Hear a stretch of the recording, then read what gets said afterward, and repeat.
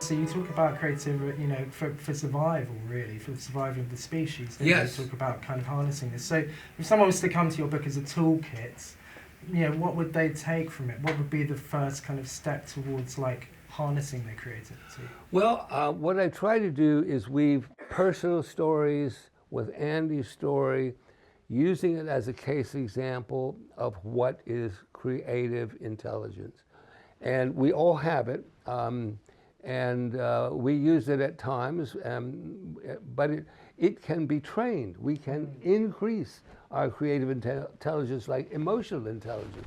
It's not like IQ where you got what you got and be lucky.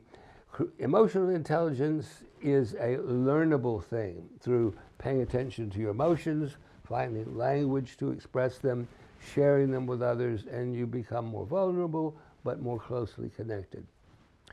Creative intelligence is also mindfulness based in that it uses the attentional mind to recruit the creativity and daydreaming and to challenge the adversity and recruit our natural resilience. So those two biological traits, creativity and resilience, are now navigated by the intelligence, the mindful training. So mindfulness training, meditation, all these kinds of tools can be learned, and when you integrate your nature, you then begin to toggle back and forth between being and doing with skill. There's a little video out about creativity as the antidote to stress. When you talk about daydreaming, we've talked about that a lot, haven't we? You were talking Yes. about consciousness freed from the ego self. And how did he become the core, central kind of theme of this book for you? Because, your thesis is really sort of much wider than Warhol, but you sort of use him as an axis to spin upon. Creative intelligence is I defined this. I looked for it and it wasn't defined anywhere. There wasn't any real science on it. Everybody used it. I said, look, let me define it from a brain point of view, from a biological point of view. So first of all, the brain is a creativity machine. When you are doing nothing, you're not paying attention to anything, you're just looking at the clouds, your brain shifts from a state of doing, the convergent cognition, to the state of being, the divergent cognition. It starts to talk to itself. Many different centers around the brain start to share information. You go from linear doing to non-linear associating, past, present, feelings, thoughts. So it's like popcorn. Your brain is starting to produce new things, and you say, oh my goodness, that's a good idea. I'm going to take that to the office. Or Isaac Newton sees the apple drop and says, oh my God, I'm studying movement of planets. Gravity, that must be what's doing it all.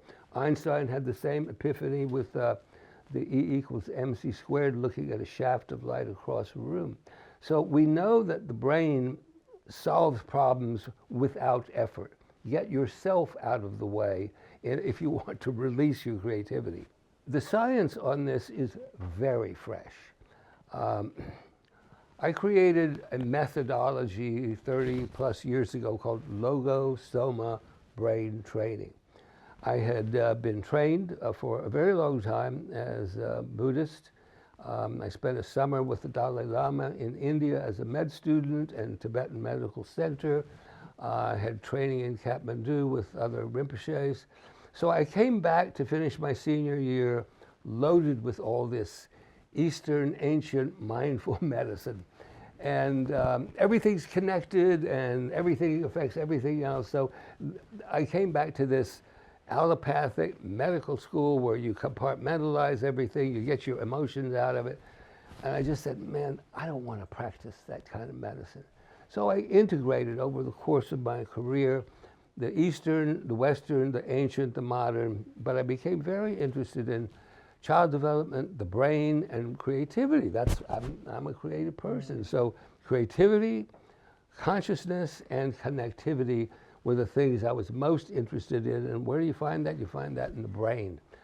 So the brain has two structures. The narrative brain is something called the default mode network. I use the term logos, word. the story of our lives.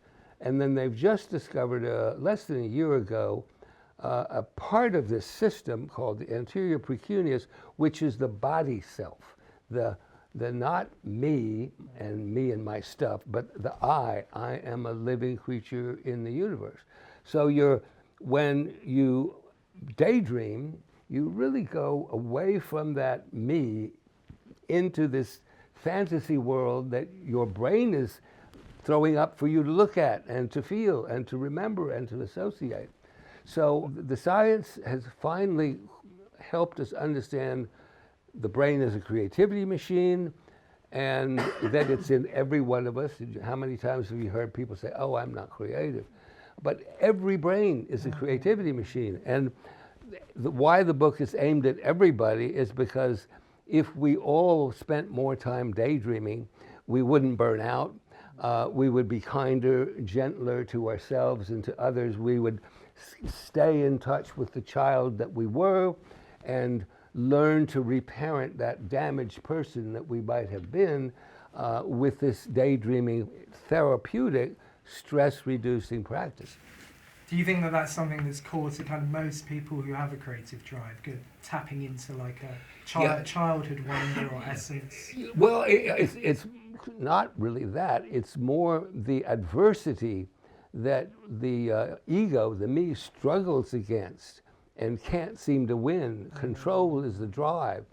We all face adversity, challenges, disappointments, losses, and we can fall into a chronic state of victimhood, which is a physiological state where you get stuck in stress and you never quite get out of it.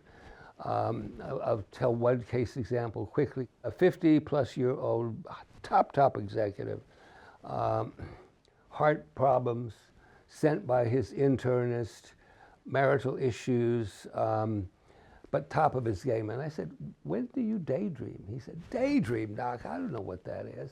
I'm a grinder. I grind in the morning, I grind through the day, I grind at night, I grind in my sleep. I don't have time to daydream. It's a waste of my time.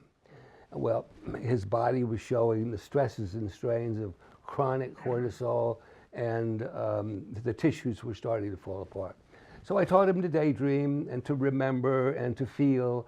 And, you know, he made a major transformation. He wasn't the grinder anymore.